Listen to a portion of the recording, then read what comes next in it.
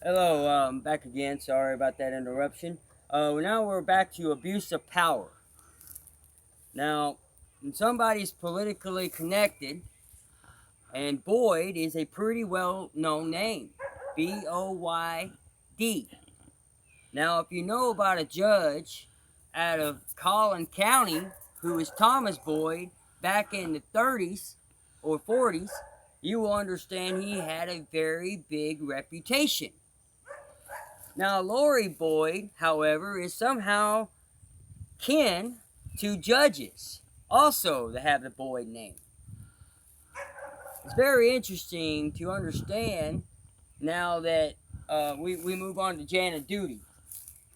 Now, Jana Duty over here, here's a picture of her right here. She's one of our many that have targeted our younger youth for political gain. And now her body was found in 2016. The media had said she had committed suicide. But she withheld evidence from many other cases, including murder cases. And now we go to Clinton's. Hillary Clinton and Bill Clinton. The Independent Foster Care Act, let's talk about that loophole. Families targeting our younger youth for political gain, now they're going to get a free child. Now they can't afford to adopt. They're so expensive to adopt children. So now they open this loophole so that families can get a free child. Now this might sound good for some people, but it's not, because again, we're going to end up with a crowded foster care system while victim services is not being provided to our parents, while these family members are enabling each other to go after a free child because they can't have kids. Mother gave up her parental rights to the children. I was at work one day and they were left unsupervised by the mother I was set up. And they enabled to create this situation. Oh, I forgot about Greg Abbott. Now, Greg Abbott also did political gain by targeting our younger youth because he was involved in this before he became governor. He was the attorney Greg Abbott of Texas. And now look at him. He's governor of Texas, still ignoring this. I've already submitted information to this man, and they still ignore it. Challenging the statute of limitations can happen because I can actually get my case overturned, and I can file suit against two jurisdictions in two counties, Collin County and Williamson County. And I will explain how. First off, they gave me sole custody of my children while I had post-traumatic stress, emotional trauma, and all these conditions. And not only that, it triggered seizure disorder. So now I have epilepsy again. I grew out of epilepsy seizures back in 98 when I worked for Peter Pan Seafoods, 24/7, 4 hours of sleep, 24/7, 4 hours of sleep. And I'll tell you what, I pressed myself so hard, I wanted off that paycheck. I didn't want disability. All I ever wanted to do was be normal and work and suffice to my own. Now I'm back on it. Since 2011, this was 4 months after they terminated my parental rights, that I found out from Social Security doctor that I had emotional trauma, severe anxiety, I was traumatized. There wasn't any bipolar. There was not enough evidence for bipolar. They used a mother to say I was unfit, covered up all this stuff. They kept another jurisdiction out of court, and this jurisdiction, because it was a different jurisdiction. That's how the grandmother got off on the false allegations. She went to a different jurisdiction, filed the false sexual allegation, right?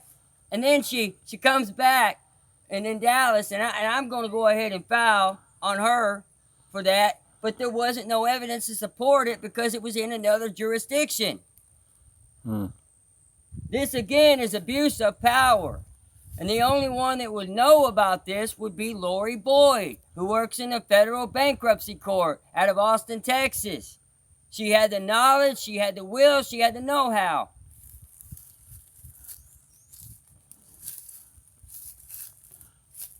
People with developmental disabilities are easy targets and also affects orphans. That's where I want to talk about, orphans. I want to adopt 2 children. I believe in redemption.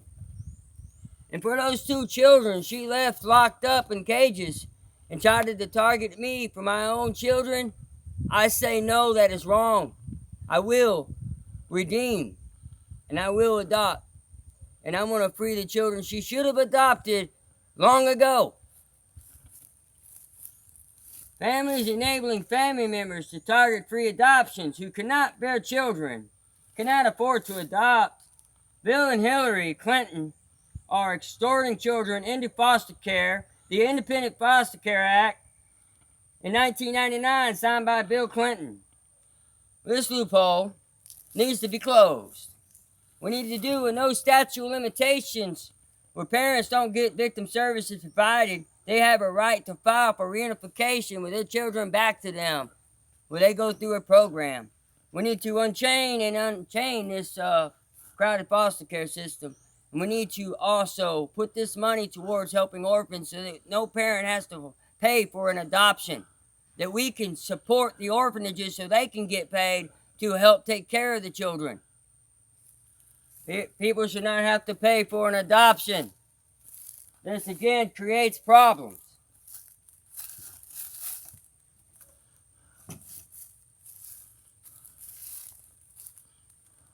I want to go right back.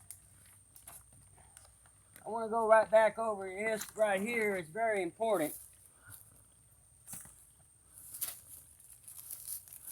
Federal jury convicts William Joseph Dubin of healthcare fraud. He's sentenced 8 years in prison. This man was removing children from their home and giving psychological evaluations, and he was doing false testimony, false kickback scheme, covering up trauma conditions in parents and removing them into a foster care system where they were stored out for free. This is not right. It's not right to do this to children and to brainwash them and condition them and then enable them in and out of their life while they go to college so that they can also take that from the parent even after they victimize them. Yep. Parents have a right to be involved in their child's education. So now they're going to bribe our children for a free education to break up families for profit and not provide services by manipulation and due process with a mistrial? No, I don't think so.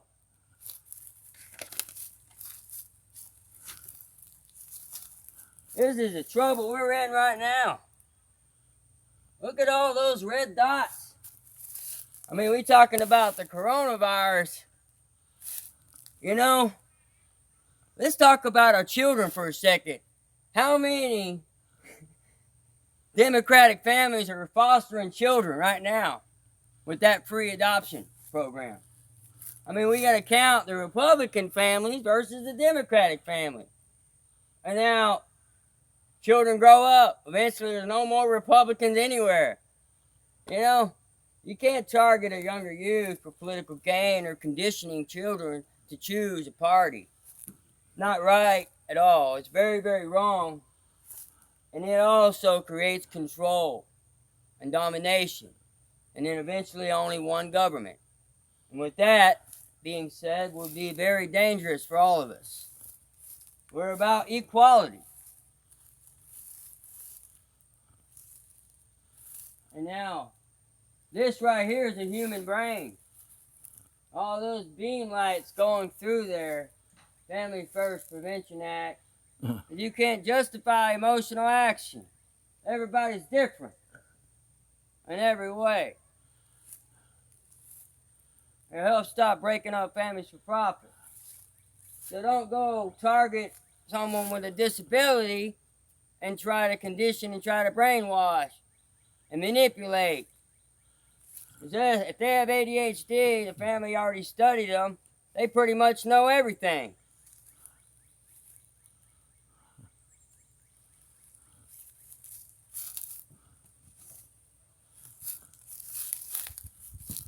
And this is me right here.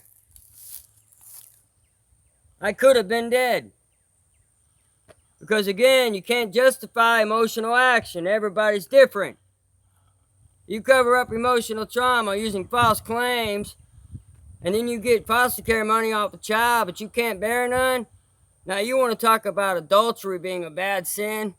I will tell you what, that right there is enslaving a child against our free will, emotionally and psychologically, for her own political and personal gain.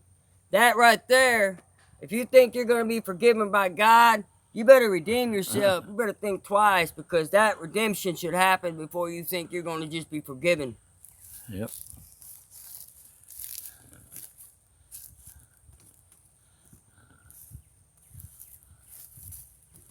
Now,